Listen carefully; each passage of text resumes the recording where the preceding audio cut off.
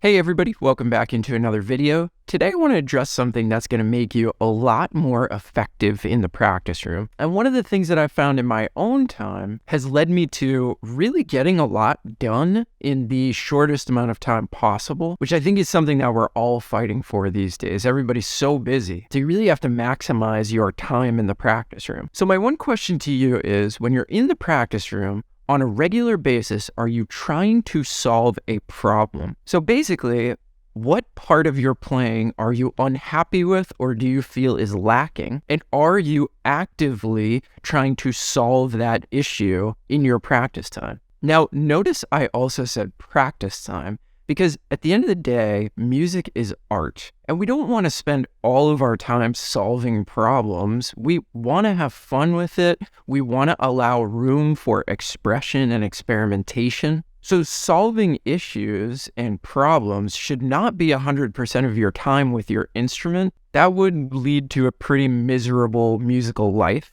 But I'm talking about your hardcore practice time, the time that you're using to try to get better at certain things you know you need to be better at. So here's the process that I go through to make sure that my practice time is spent in the most fruitful way possible and is also as focused as possible. Okay, step number one, you need to record yourself playing. And when you do this, I don't want you to try to think of playing in any specific way. I want you to just play honestly. Just play the way you would play when you let go of everything. Then what you need to do is you need to listen back to that recording critically. And this is what the whole thing hinges on. You have to listen to that recording with a critical ear and honestly think about, what is my playing lacking? What do I not like about my playing? Now, if you don't feel like you can do this yourself, find somebody who is better than you and that you trust to listen to that recording and maybe give you some feedback. But honestly, most of us can listen to a recording of ourselves and we can honestly assess what we're not happy with. So then what you have to do is you have to write down some of those things, and that's going to be the beginning of your practice plan. So let's say it's your time. You're not happy with your time. You're rushing in some places. You're getting behind in other places. Maybe it depends on the tempo. So there it is. There is your problem or issue or thing that you're unhappy with that you need to go into the practice room and solve. So the next step is to come up with a plan before you're actually in the practice room to solve this issue. So what are some things that we can do with time? Well, we could practice with a metronome. We can come up with some specific exercises. One of the things I love doing is playing eighth note triplets,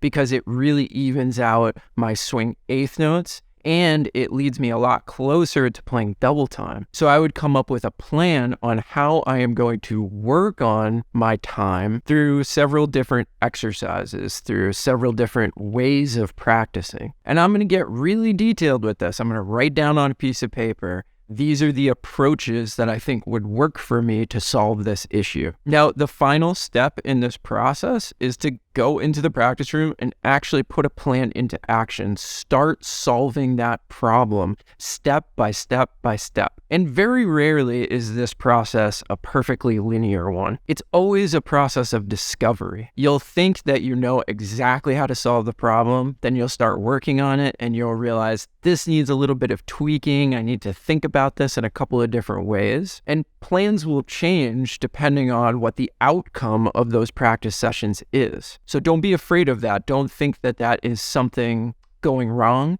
Everybody's process changes when they start realizing what's working and what's not working. So you may have thought you had the perfect plan, you get in the practice room and you realize, I need to think about this a different way. That's perfectly fine. Now, once you've been working on this for a little bit, and I'm not just talking about one day, think like a week or weeks or even month time frame of actively trying to solve this issue and move toward a better place in your playing, you need to reevaluate. So you need to record yourself again, maybe compare it to the first recording you did, and then you need to honestly evaluate yourself again and say, is my problem solving having a positive effect on my playing? Now, chances are really good if you've been focused in the practice room, it is going to get a heck of a lot better and it's going to start working. And these periodic assessments are really encouraging because you start to hear, all right, it's better from the first recording to this one. And that's going to motivate you to keep working on it. So I want you to try this in the practice room, especially if you are somebody that sets out to work on something, especially if you are somebody that sets out to work on something and you don't experience immediate results. So then you suddenly pivot and you go to the next shiny object before you ever get any benefit from that thing you are working on. If you have this big overarching sort of thing that you're trying to solve, it will help you to not divert here and here and here and here and ultimately never get anything done. So let me know if you do this in your own practice time and what benefits you see from it. Or also let me know if this is something that you need to do in your practice time. And we can have a discussion about this in the comments below this video. Remember, if you like this kind of content, please consider liking the video. That really helps us get this content to other musicians that might benefit from this. And if you like these kind of things, subscribe to the channel because we do put out content like this on a regular basis. Excited to hear from you. And as always, thank you so much for watching. We'll see you on the next video and good luck in the practice room.